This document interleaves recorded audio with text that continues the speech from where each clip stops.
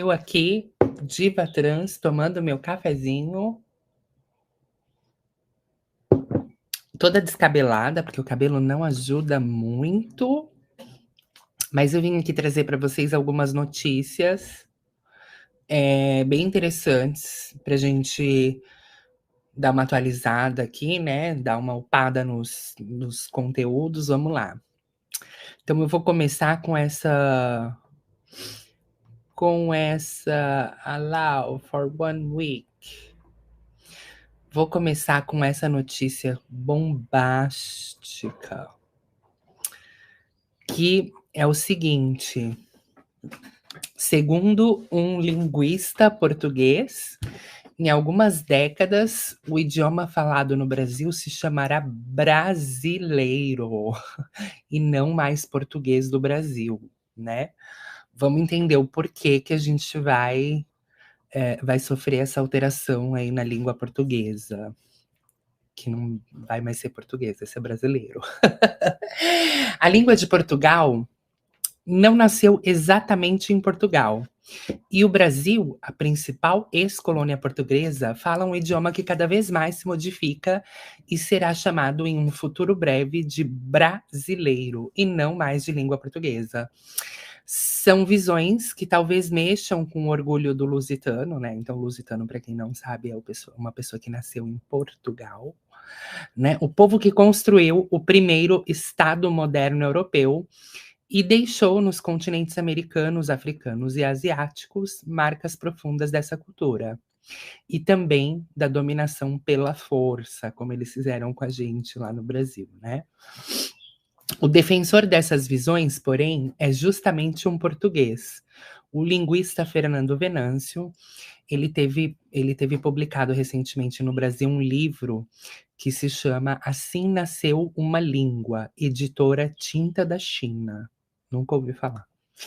Venâncio argumenta, né, que em apoio em diversos estudos acadêmicos e registros históricos, o idioma português nasceu em um território do qual somente uma parte é atualmente de Portugal, que foi o antigo reino de Galiza, né? Foi fundado no século V depois de Cristo. Após disso, teve a dissolução do Império Romano. Hoje em dia, esse reino de Galícia pertence à Galícia, na Espanha, nem é mais de Portugal. E lá eles falam o galego, né? Então, o português foi uma língua que veio do galego. Por isso que quando nós falamos, é muito mais compreendido e a gente consegue se comunicar muito melhor do que com um galego do que com um português, né? Eu me acordo agora esses dias que a gente viu um vídeo da Anitta dando uma entrevista para uma repórter portuguesa, e ela faz uma pergunta para a Anitta, e a Anitta, o quê? E aí, de novo, o quê? O quê? E aí ela perguntou várias vezes e não conseguia entender. Isso é porque o português brasileiro, né, que vai ser aí em um futuro breve chamada só de brasileiro, é muito diferente do português europeu, do português de Portugal, né? A gente, por similaridade, consegue compreender muito mais o galego do que o português de Portugal. A entonação deles, pelo menos para mim, né? Eu não sei se eu tenho um bloqueio, alguma coisa, mas eu não consigo. Eu tento ver vídeos no YouTube de pessoas falando o português de Portugal e eu tenho que colocar na velocidade reduzida e ativar a legenda para ficar assim, que língua do mundo essa pessoa tá falando. Enquanto se eu assistir qualquer vídeo aqui no YouTube de uma pessoa falando galego, eu consigo assistir sem pôr a legenda e é muito mais fácil compreender. Por falar nisso, também tem uma língua agora que chama interlíngua ou intercultura. Eu vi ontem no Instagram um rapaz que fala essa interlíngua, intercultura, acho que é interlíngua. Deixa eu ver se eu encontro aqui. Interlíngua. Que, gente, é muito mais fácil. É uma língua auxiliar Essa interlíngua que tem esse rapaz aqui no TikTok que fala bastante. Gente, a gente começa a assistir os vídeos e entende tudo que ele tá falando. Tem é uma interlíngua é uma mescla de português com espanhol com italiano. Eu consigo entender muito mais esse rapaz que fala interlíngua do que uma pessoa de Portugal falando. Bom, vamos lá, para terminar. A simples ideia de que algum dia um idioma estrangeiro possa ter sido a língua de Portugal é-nos insuportável. Tá vendo como essas flexões verbais no português de Portugal é difícil pra gente no Brasil? Quem no Brasil fala de Portugal é-nos insuportável? Não, a gente não flexiona tanto o verbo assim. A gente não precisa disso, porque a gente é brasileiro, o brasileiro não desiste nunca. Para se ter uma ideia, Lisboa, que é a atual centro da vida portuguesa, levou mais de 700 anos sobre outro domínio, o dos árabes, que ocuparam a Península Ibérica. Até então, Lisboa e boa parte da península que falava moçárabe, uma variedade de dialetos de origem latina com influência do árabe, que era o padrão na vida institucional da época, e legou palavras como almofada, açougue e fulano. Todas essas palavras, para quem não sabe, são de origem árabe, né? Então a gente tem no português várias coisas, no espanhol também, várias coisas, várias palavras que derivaram ali do árabe, que vieram do árabe. No decorrer desse tempo, a língua galega já tomava forma. A parte principal do antigo reino de Galiza, que hoje atualmente é a Galícia, comunidade autônoma da Espanha, são conhecidas por cidades como A Coruña, Vigo, Santiago de la Compostela, que está considerado o berço simbólico da língua galega. E mais conhecida pelo Caminho de Santiago, né? Então aqui tem, ó, o Reino de Galícia, que era tudo isso aqui em vermelho, então pegava um pedaço aqui de Galícia e esse pedaço onde está Porto ali de Portugal. Movimentos locais tentam hoje em dia valorizar o uso do galego, que sofreu um processo de apagamento e desprezo, tanto por portugueses quanto pelos espanhóis. O castelhano tem uma larga preferência no dia a dia de Galícia, principalmente nas grandes cidades. Há galegos que fazem o possível para inverter o processo, mas é muito difícil, porque o castelhano tem esse prestígio, diz o Venâncio à BBC News Brasil. É em castelhano que se cantam as canções mais correntes diárias da própria Espanha.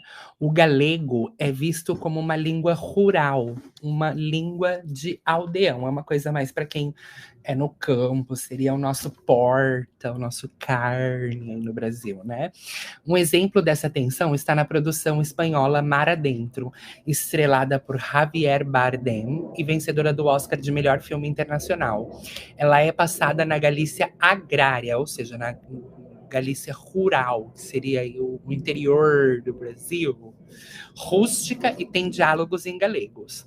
O idioma não tem na Espanha o mesmo prestígio e adesão do catalão, falado como a primeira língua por parte considerável da população de Barcelona, e que é expressão de aspirações de independência da Catalunha em relação a Madrid. Já a razão para a dissipação histórica em raízes galegas na língua portuguesa está justamente, explica o Venâncio, na construção de identidade nacional de Portugal, fundado como reino a partir de 1139. Então aqui ele vai discorrer mais um pouquinho, né, sobre por que os portugueses acham que em pouco tempo o Brasil vai parar de ser considerado como português do Brasil e vai se tornar uma língua brasileira, uma coisa, né, quem quiser o link aí é só buscar no Google BBC News Brasil, português do Brasil versus brasileiro. Encontra. Uma outra notícia que eu também queria trazer para vocês aqui, que é muito bafônica, né? Olha isso, que linda! Ai, que linda! É para você que quer se mudar para Espanha, né? Tá pensando aí, ai, será que eu vou para lá? A Espanha está incentivando várias pessoas que estão com aquele visto de nômade digital. Para quem não sabe, o visto de nômade digital, você precisa cumprir algumas exigências do governo espanhol para conseguir tirar esse visto, mas o que acontece?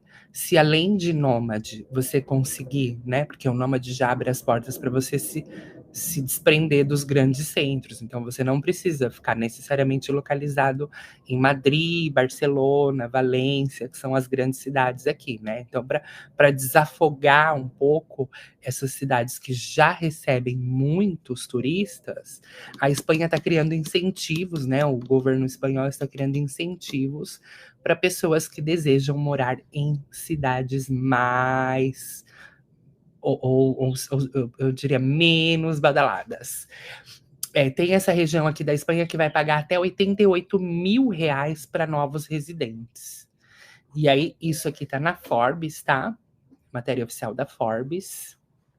Enquanto destinos populares como Barcelona, Veneza, Ilhas Canárias, tem todo aquele excesso de turismo, gerando até protestos e descontentamento local. É realmente em Barcelona, o pessoal sai na rua, taca ovo, taca água, xinga os turistas, é um babado, menina. O pessoal da Catalunha é bem revoltado. Eles são bem revoltados, mas né, na contramão disso, principalmente de Barcelona, que é bem rude, o pessoal é bem rude com os turistas, tem uma região da Europa, ou melhor, da Espanha, que está oferecendo uma recepção bem calorosa para os estrangeiros, que é Extremadura, na Espanha. Aqui, o governo local destinou 2 milhões de euros, que é o equivalente a 12,1 milhões de reais, para atrair até 200 nômades digitais, com bolsas de até 15 mil euros, ou seja, 88 mil reais, quase 100 mil reais, né? Só para você vir morar aqui. Ai, que linda! A Espanha é uma mãe, gente. Gravem essa frase. Vocês vão ver eu falando muito, muito, muito isso, que a Espanha é uma mãe. Então, para vocês se mudarem para Extremadura e trabalharem por lá de forma remota, né? Precisa ter esse vistinho aí de nômade digital. Então, homens e mulheres com menos de 30 anos podem receber 10 mil euros, o equivalente a 61,5 mil reais. Enquanto homens com mais de 30 anos, ou seja, os pau mole, podem receber até 8 mil reais, 49 mil. Por que a Espanha se fixa tanto nessa coisa de idade, né? São cidades que têm uma taxa de crescimento populacional negativa, e o intuito de eles pagarem para as pessoas irem para lá é que vocês, basicamente, as pessoas que estiverem indo para lá, repopulacione. Será que existe essa palavra, repopulacione? Ou seja, populacione a cidade, né? Começa a fazer um monte de filho. Quanto mais filho, melhor. Por isso que eles querem os mais novos, porque uma pessoa mais nova, necessariamente, ou não sei, mas é mais garantia de que vai ter mais filho, né? Do que um que já passou do 40, que às vezes passou de 30, que talvez não, as coisas nem funcionam. Então, após 2 anos, homens e mulheres com menos de 30 anos receberão mais 5 mil. Então, quer dizer, tem o bônus que você vai para lá e recebe, pá, o aquezão, né, a paulada. E aí, depois de 2 anos que você tá lá, você recebe mais 5 mil, né? Se permanecerem na região por mais 1 ano. Então, você vai receber o aqué, mas você tem que garantir que você vai ficar morando ali. Não adianta receber e ir para Catalunha, para Barcelona, para Valência, para Madrid. Não, tem que receber e ficar ali, bem lindinha, gastar o dinheiro ali. Ou, de preferência, investir ali, tá? Tem outras cidades também de regiões da Espanha que eles pagam para você abrir o seu comércio lá, para você investir, fazer um empreendedorismo. Homens com mais de 30 receberão um adicional de 4 mil euros, que é aproximadamente 24,6 mil reais, após 2 anos para estender a sua estadia por mais 1 ano. Então, ou seja, eles vão pagando, vai ter toda uma taxa ali de manutenção, aquela ajuda de custo para você se manter nessa região. Essa iniciativa estratégica visa aproveitar o trabalho remoto para injetar nova vida na economia da região e reverter as tendências de despovoamento e estagnação econômica, tá vendo? Então, assim, como é uma área que já está em despovoamento, quer dizer, a quantidade de pessoas que morrem é muito maior do que a de que nascem, né? Eles estão com aquele, como chama aquele índice? Índice de natalidade negativo já há algum tempo. Então, por isso que eles estão investindo em pessoas que querem ir morar lá e eles dão preferência para quem vai lá e vai repopulacionar. Tem que ir lá e fazer filho, gente. Fazer filho tanto aqui quanto em outros países é o futuro. Você ganha ajuda do governo. Então, atualmente, Extremadura tem a menor densidade populacional da Espanha, com 26 habitantes por quilômetro quadrado. Em comparação, Barcelona tem 16 mil habitantes. Então, imagina, uma cidade que tem 26 por quilômetro quadrado, tá quase que cada um ali no seu quadrado, né? A outra tem 16 mil por quilômetro quadrado. Olha a discrepância, né? Em 2017, o jornal regional Oi relatou que a região estava perdendo 200 jovens com idades entre 20 e 39 anos por mês. Isso acontece porque os próprios espanhóis saem desses lugares que são mais desfavorecidos e buscam as cidades grandes, né? Fora que outros vão para Suíça, para Alemanha, para Polônia, para Holanda, onde eles são mais bem remunerados, né? Então, olha só, quem quiser o link também dessa outra entrevista da Forbes aqui, eu vou estar deixando esses 2 links aqui embaixo na descrição do vídeo, tomar o meu cafezinho. E é isso aí, pessoal. Então, eu passei aqui só para dar essa atualizadinha. Comenta aqui embaixo nos comentários outro tema que você quer que eu traga aqui nos nossos vídeos semanais. Não se esquece de curtir, compartilhar com um amiguinho. Verifica se você está inscrito no canal, se o sininho está ativado. E nos vemos na semana que vem. Beijo, beijo. Tchau, tchau. Não perca, amanhã tem café com trans, teste de fidelidade.